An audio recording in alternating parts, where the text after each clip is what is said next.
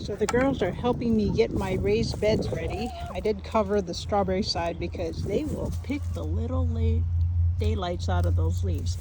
I did want to show my apple tree. I don't remember which apple tree this is, but look at the little flowers. I think this is the first year that I've had flowers. I do need to amend it and put some compost. So I took a bunch of compost that was in those 3 raised beds, and I tried to top off a bunch of them. These will have, well, I'm going to let the strawberries grow through the whole thing. I think I put tomatoes there last year, so that was kind of messing it up. This is dead kind of stock from Jerusalem artichokes that I use for shade for the chickens because I can't eat them. I can't digest it very well. So I found that the Jerusalem artichokes that I bought from an Asian market years ago, must be about 5 years ago, I planted them and they're coming up. So this is what the Jerusalem artichoke looks like, and they grow pretty quickly. They will grow higher than this that particular thing. I think that's about maybe 7 or 8 feet high. And then they were flower, I think it's a sunflower family. So they're in grow bags here, and that container over there. I need to put a little bit more compost and then mix it in a little bit more because this one's a little bit low. I always wonder how the soil and compost basically disappear every year. It just, with the rain and everything else, it just stamps down. But it's still fluffy and soft. So we had our first grass cutting of our yard this past weekend. And so all of those grass clippings with the leftover leaves from last fall go into this bed and these 2 beds, and it's already down.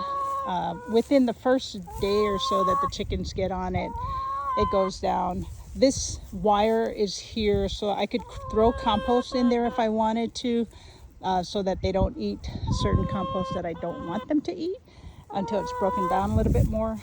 But really I just need to put this somewhere. So you can see a lot of the leaves are in here. I tossed it in with the grass clippings so that you got the browns and the greens. That was another bag that had Jerusalem artichoke roots, and so I just need to top that off. And I don't know what the chickens did to that over the winter, so I'm gonna take more of the roots, the Jerusalem artichoke. There's tons of it in that one also. So I'm gonna take some of those bulbs out and put them in that bag over there, and that bag, I think I'm gonna move that bag because once it starts growing, it just kind of grows really tall and can shade a lot of the area that the chickens are at, and also the quail. So I have 1 quail. This is my original quail. Where are you, girl? Her spouse passed when I was away on my trip, and but they're very old. I think they're about 4 years old now. So this was the original quail cage when I first started raising quail, because I wanted their eggs, and they produced a lot of eggs, and they're still producing eggs now that it's spring. So one is in there because she kept getting picked on, and there's about 5 or so in another container. Eventually I would like to try to get them all into one big cage, a 4x4 that I put down somewhere. I'll figure that out later. But this is the site of my new where I eventually would hope to put my my chicken coop and run. So their chicken, you can see the back of this. This thing is I think it's 30 inches across. This is just to block the wind and the rain. And I'll probably take off the clear panels. They're just really dusty as we get into summer, because heat rises. So last year I left it on there and they seem to do fine, but I'm going to take off at least the side panels so there's better airflow. And when I move eventually, that sucker is heavy. That started off as a chicken tractor and turned out that it was going to be too heavy for me to move. So I put it into here. This became the chicken run during the winter, and the summer, but the plastic needs to stay over half of it so that they have a dry area to run in and be during the rainy season, which we're going into now. We are at March 31st, tomorrow's April, and so we'll have more rain, or we should have more rain. I'm gonna burn that part of the branches and stuff like that. I'm gonna bring a chainsaw out later, not today, and just kind of cut down into the roots that are still here. And I tried to get them in there yesterday. They did go in for a little while, but the ground is super solid, so super hard. So they didn't scratch much. They ate their mealworms and they left. So I do have an electric fence out there that I can hook up. It's a smaller one to have them go into that space. So later on, if we're either cutting the grass or something else is going on, that's where they will go. And I'm thinking of making, this structure has been up here for like 3 years, this plastic PVC, but this PVC stuff is all kind of wobbly. And so I want to build a better frame. And all of that takes time. I really don't have the time to do a lot of things except move them to that space at some point. So I'm debating about when to put my name on for free wood chip drop again. I've been using straw to just do the deep litter method for the chickens, both in their coop and in the run and all along this area.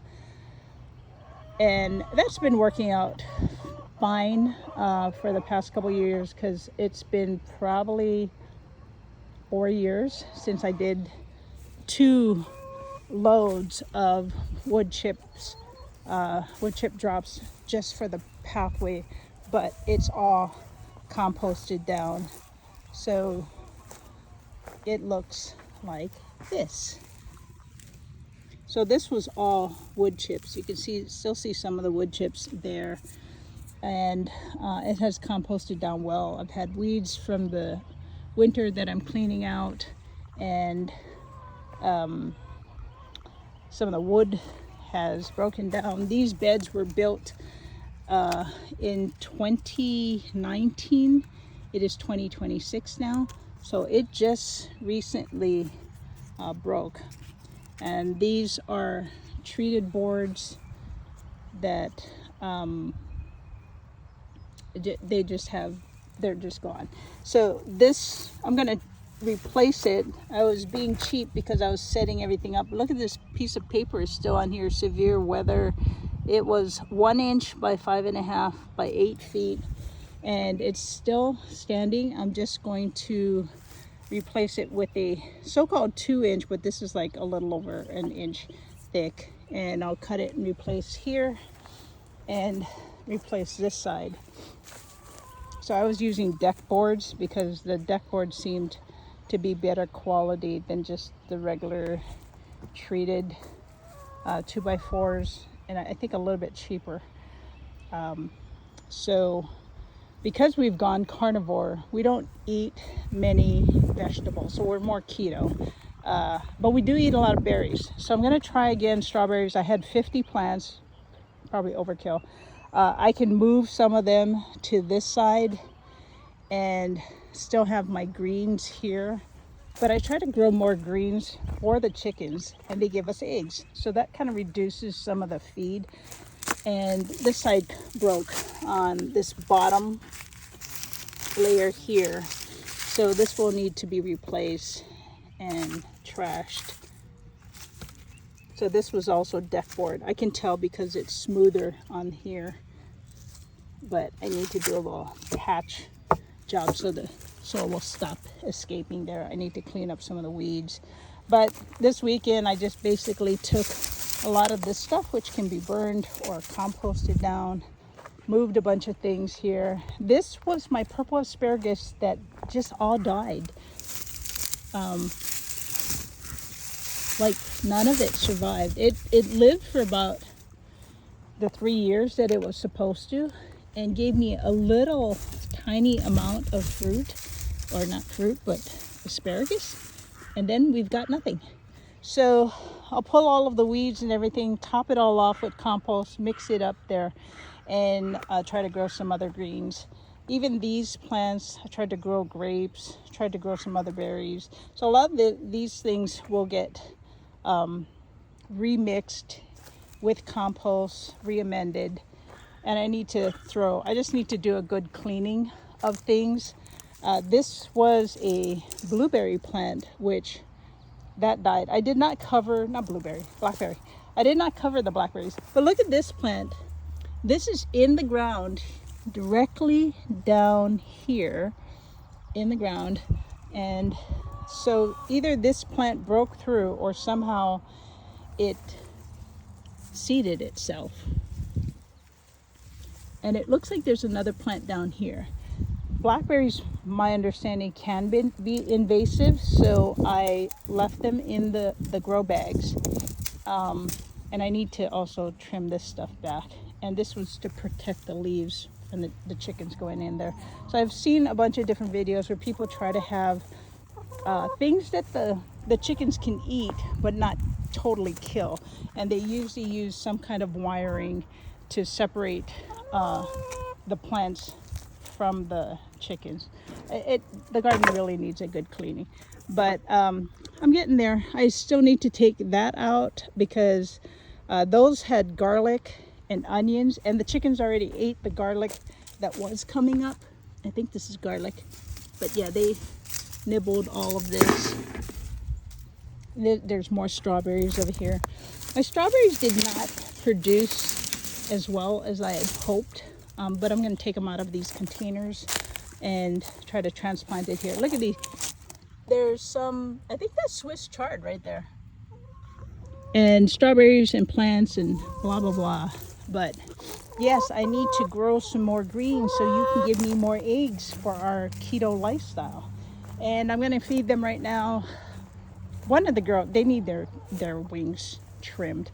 One girl keeps flying over the electric fence, so they need it trimmed down. But I'm going to feed them. That's an update on today's garden as we enter into the spring season of 2026. And here in Northeast Tennessee, the berries, actually the blueberries, let me just show you this. Blueberries, and can't even see that too well. So there is a bug, there's bees on the flowers for the blueberries. The blueberries are usually pretty good, and this I try to make sure that we have more acidic type of ingredients. We have neighbor has pine trees, so I grab the pine trees needles that fall, put it in there, and our neighbor on that side has pine tree droppings. So I'll try to fill up these containers, or they're not real, well, some of them are containers and some of them are direct in the ground, and I just try to protect the fruit from the chickens. Look at that bee. I don't know what kind of bee that is, but they're doing their job. They're not honeybees. We don't have honeybees here. These are blackberry, sweetie pie blackberries. So the blackberries did okay growing, so probably they need something else to fruit more. And I can see some of the fruit just dried up over there, and then you can see where I just piled in the compost stuff, and you can see the weeds growing out.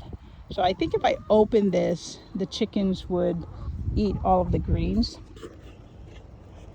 But I also need to address the weeds back there. I'll probably just weed whack that and weed whack all on the top over there that's growing very quickly.